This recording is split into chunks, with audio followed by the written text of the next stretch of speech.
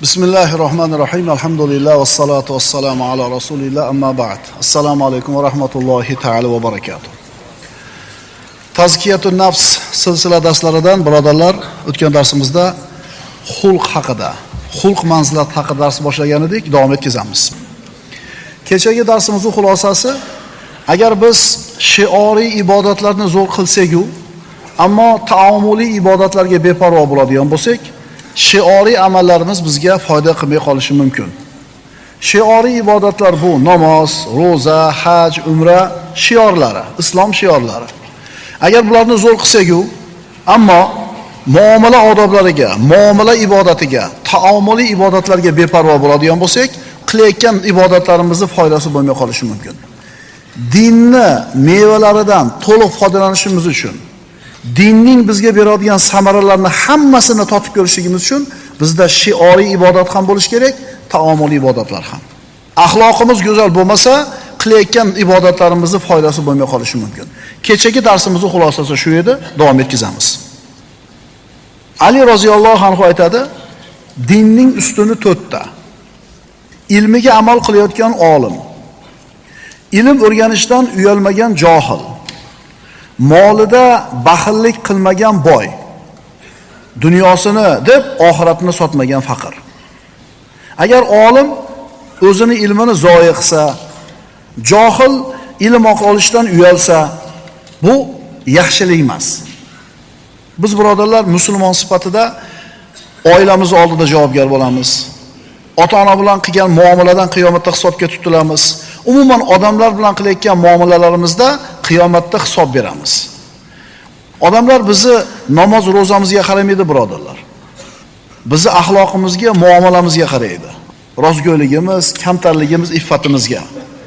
Agar bizni sulukiyatimizni ko'rib turib, dindan tashqarida yurgan odamlar dinga muhabbati oshmayotgan bo'lsa, demak biz komil musulmon emasmiz. Qaytarib aytaman. Sunnatga qancha ko'p amal qilyapsan, qancha masjidga ko'p yuguryapsan, bunga qarashmaydi. Axloqingga qaraydi, odobingga qaraydi, halolligingga, muomalingga, tozaligingga. Mana shunga qarab turib senga baho beradi va dinga muhabbat uyg'onadi. Agar odamlar sen mana shunday bir komil musulmon bo'lsang, mana musulmon manaqa bo'ladi. Din naqadar go'zal narsa-ya deyishadi. Agar shunday deyishmayotgan bo'lsa, demak sen komil musulmon emassan. Eng yaxshi odam kim? Allohni bandalarga chiroyli qilib ko'rsatib berayotgan odam. Bandalarni Allohga chiroyli qilib ko'rsatib berayotgan odam haqiqiy yaxshi inson. U boy bo'lishi mumkin, kambag'al bo'lishi mumkin, olim bo'lishi mumkin, omiy bo'lishi mumkin, ilmli yoki savodsiz bo'lishi mumkin. Bu muhim emas. Sizni ko'rib turib odamlar dinni yaxshi ko'rdimi? Ana Allohni yaxshi ko'rgan bandasi qanaqa bo'ladi? Ana musulmon odam qanaqa bo'ladi? Dinni yaxshi ko'rdi, Allohni yaxshi ko'rdimi, siz zo'r odamsiz.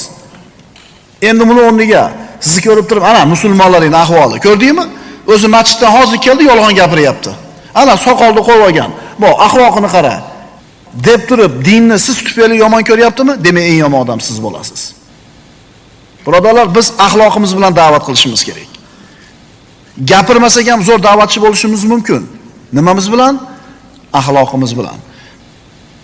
Siz bilan biz nafs tarbiyasi silsilalaridan axloq manzilatini o'qiyapmiz. Din nima yo Rasululloh deb so'radilar sahobalar. Husnul xuluq deb javob berdilar Rasululloh. Go'zal xulq. Qaysi birodaringni axloqi sendan baland bo'lsa, uni iymoni ham sening iymoningdan baland bo'ladi. Tasavvuf ulamolar aytadi, qaysi birodaringni axloqi sening axloqingdan baland bo'lsa, uni tasavvufi sendan yuqori ekan deydi. Tushunarlimi? Qiroatni zo'r qilib o'qib berdi qor aka. Bir patoga kirdi, shunaqa qiroat qildi, eritib yubordi. Chiqib turib qiljin-qiljin qilib tursa. Umuman bu qiroatni egasiga yarashmaydigan fe'l-atvorni qilib tursa, boyaga qiroatinichi, mana bu axloq nima qiladi? Yopib tashlaydi. Ukalar, axloq birinchi o'rinda. Demak, islomni odamlar bizni axloqimizga qarab tanisin, islomni shu tufayli yaxshi ko'rsin. Payg'ambarimiz sollallohu alayhi vasallamni Ravza-i Sharifiga borganlar. Qaranglar-da, Rasulullohning ravzasiga kelgan musulmonlar yig'laydi. Nima uchun yig'laydi? Ular payg'ambar alayhisolamni ko'rishganmi? U zot bilan gaplashishganmi? Qo'llaridan biror narsani olishganmi? Yo'q. Nimaga yig'lashyapti? Chunki yaxshi ko'rishadi. Nima uchun yaxshi ko'rishadi? Payg'ambar sollallohu alayhi vasallam o'zlarining shaxsiyatida ibratni ko'rsatib berganlar. U zot sabrli bo'lgan, boy bo'lganda ham, kambag'al bo'lganda ham, kechirimli bo'lgan, zaif bo'lganda ham, kuchli bo'lganda ham. Rasululloh hech qachon aytgan gaplariga qilgan ishlari teskari kelgan emas. Rostgo'y, omonatdor, muloyim, rahm shafqatli, kechirimli. Bunaqa odamni kim yaxshi ko'rmaydi, birodarlar? Shuning uchun Muhammad Mustafa sallallohu alayhi vasallam eng oliy namuna, eng oliy ibrat bo'lganlar. Chunki Alloh taolo aytayapti buni. Astagfirullah, laqad kana lakum fi rasulillahi uswatun hasana liman kana yarjulloha wal yawmal akhir va zakaralloha katira. Allohga iymon keltirgan, qiyomatga iymon keltirgan, oxiratdan umidi bo'lgan va Allohni ko'p eslaganlar uchun, biz uchun, musulmonlar uchun Muhammad alayhisalomning shaxsiyatida go'zal ibrat namuna bor deydi Alloh taolo. Hamma narsani payg'ambarimizdan o'rganishimiz kerak. Bir kishini tasavvur qiling, ilm majlisiga yillar davomida keladi.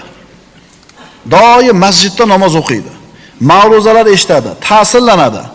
Ammo eshitgan, o'rganganiga amal qilmaydi. Bu kasallik bu. Futbol o'ynayotganda o'zi tuta olmaysizmi?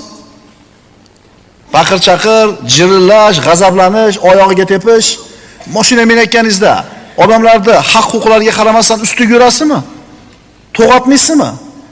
Demak, bu qalbingizdagi kasalni belgisi, birodarlar. Bilib qo'yinglar.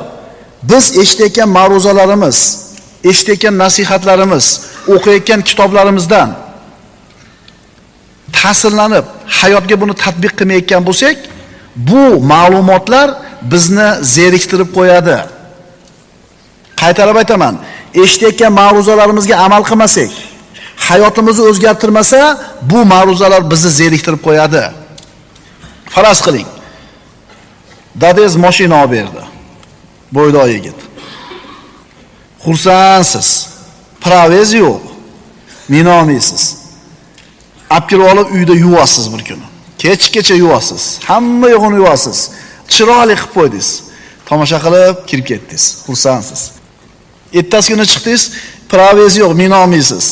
Nima qilasiz? Plisoslaysiz ichlarini. Polirovkalaysiz. Xursandsiz. 3-kun ishtiyoq pasayadi. Atrab kelib ilasiz, bir bolaga yopishtirasiz. Bir hafta qaraganingizdan keyin zerikasiz. Nimaga zerikasiz? Mashinadan foyda olmayapsiz-da. Mashinadan manfaatlanmayapsiz-da. Uzog'ingiz yaqin qilmayapti-da. Foydalana olmayapsiz-da. Shuning uchun zerikib qolasiz. O'shuning uchun lillahil masalul a'la. Eshitayotgan ma'ruzalarni bitta tatbiq qilamiz hayotimizga, keyin bu ma'ruzalardan foyda olamiz. Agar faqat eshitib qo'yadigan bo'lsak, bu ma'ruzalar bizni nima qiladi? Zeriktiradi. To'g'rimi? Ma'ruza eshitishda ham o'zining texnologiyasi bor. Bir kunda bitta ma'ruza eshitsanglar yetadi. Xo'p. Juda oshib borsa 2 ta. Endi Bishkekka ketguncha masala eshitadiganlar bor mashinada. Bu ma'ruzani sizlarga foydasi yo'q.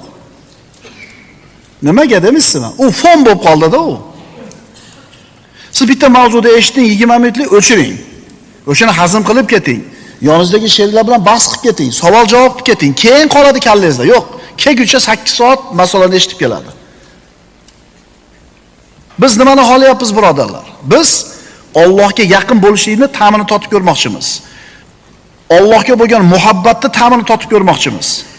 Bizni mashaqqatdan yengillikka olib chiqadigan, g'am tashvishdan rohatga olib chiqadigan hisni totib ko'rishni xohlayapmiz. Agar biz o'zimizni musulmonman, dindorman deb turib, odamlarni eng baxtlisi bo'la olmayotgan bo'lsak, bizni dindorligimizning qiymati juda ham past ekan. Bizni hayotdagi eng muhim g'amimiz nima bo'lish kerak? Biz eshitgan va o'rgangan oyatga amal qilishimiz kerak. Agar biz eshitgan, o'rgangan, bilgan narsamizga amal qiladigan bo'lsak, shundagina dinning hamma mevalaridan bahra olamiz. Odamlarga million marta rasulga bo'lish kerak deng, saxovatli bo'lish kerak deng, odil bo'lish kerak deng, lekin biron marta ko'rsatib bera olmasangiz, odamlar zerikadi bundan. Ana shu mashhur muhaddis Madinadan Basrga qarab yo'l oldi. Nimaga? Bir odam bor ekan, payg'ambarimiz sollallohu alayhi vasallamdan hadis eshitgan ekan. Hali muhaddis bu hadis biladigan odamni topib bordi. Qarasa, uzoqdan ko'rib qoldi. Tuyasimidi, otimidi qochib ketgan, haligini quvalab tuta olmayapti. Endi chaqirib tutib olishligi uchun etagiga xuddi bu narsani solgandek, arpamidi, bug'doymidi, haligi etagidagi yo'q narsa bilan otiga ishora qilib yoki tuyasiga ishora qilib chaqiryapti. Etagida hech narsa yo'q. Muhaddis bu odamdan hadisni olmadi. Nima uchun? Hayvoniga ham yolg'on muomala qiladigan odam payg'ambarimizdan hadis aytishga haqqi yo'q dedi.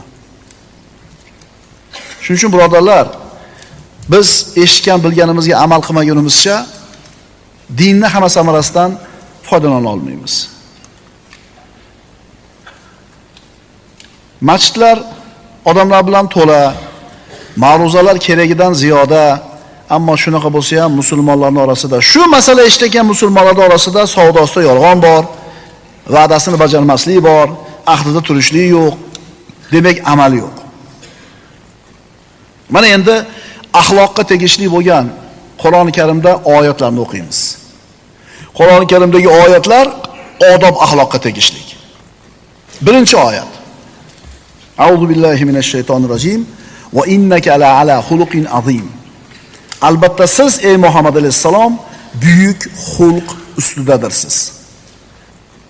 Alloh taolo Muhammad alayhisalomning qadrini o'lchayotganda axloqini aytayapti. Odamlar ham o'zaro bir-birlarini qadr qiymatini o'lchaydigan o'lchovlari bor. Boylik, chiroy, nasl nasab, quvvat, mansab, xullas shunga o'xshagan narsalar. Va mana shu narsalar bilan biri ikkinchisidan afzal deb biladi yoki past deb biladi. Ammo Alloh subhanahu va taolo bashariyatning eng afzal vakili bo'lgan Muhammad alayhisalomni maqtaganida qaysi sifatini zikr qildi? Axloqini. Albatta siz buyuk xulq ustidadirsiz. Bu oyatni ulamolar turli tafsir qilishgan. Ba'zilari din bu xulq deyishgan. Go'zal xulq bu din deyishgan. Dindormisan? Axloqing go'zal bo'lmay iloji yo'q. Qaytarib aytamiz. Dindormisan? Dinni ushlagan musulmonmisan? Boshqacha bo'lishi mumkin emas. Axloqi buzuq odam dindor bo'la olmaydi degani. Abdulloh ibn Abbos va Imom Mujohidlar bu oyatni bergan tafsirida din go'zal xulq deb aytishadi. Bir mashinani tasavvur qiling. Kuzovi juda ham go'zal holatda. Saloni super salon. Diskalari ham eng qimmat diskalar. Bitta muammo bor faqat. Nimasi yo'q uni? Motori yo'q.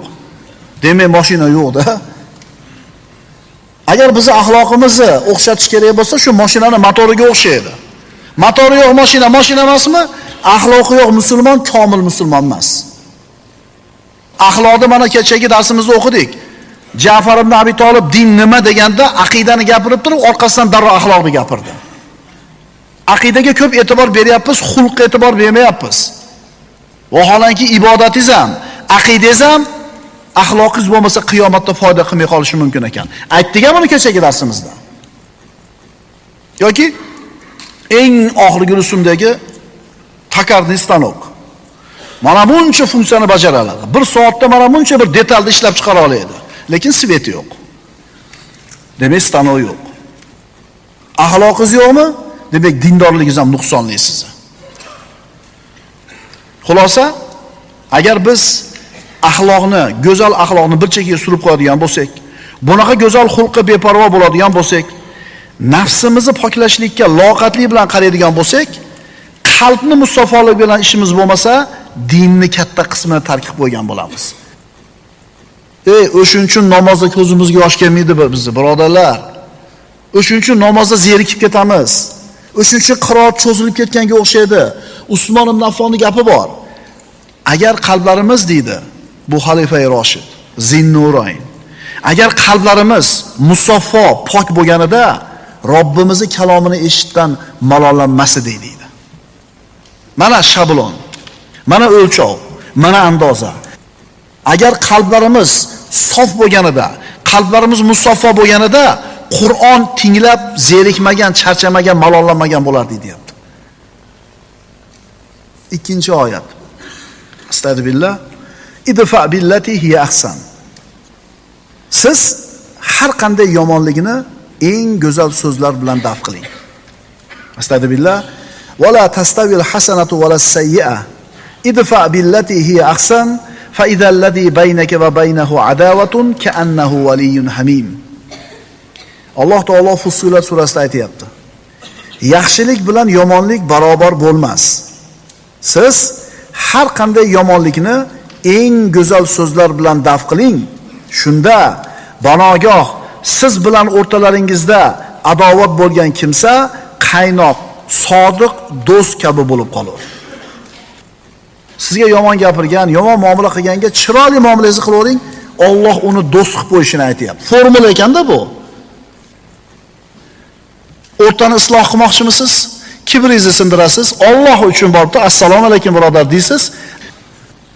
Yaxshilik bilan yomonlik barobar bo'lmas. Siz har qanday yomonligini eng go'zal so'zlar bilan daf qiling. Shunda nima bo'ladi shunda? Banogoh siz bilan o'rtalaringizda adovat bo'lgan kimsa qaynoq, sodiq do'st kabi bo'lib qolur. Aqulu qawli hada va astagfirulloh li va lakum.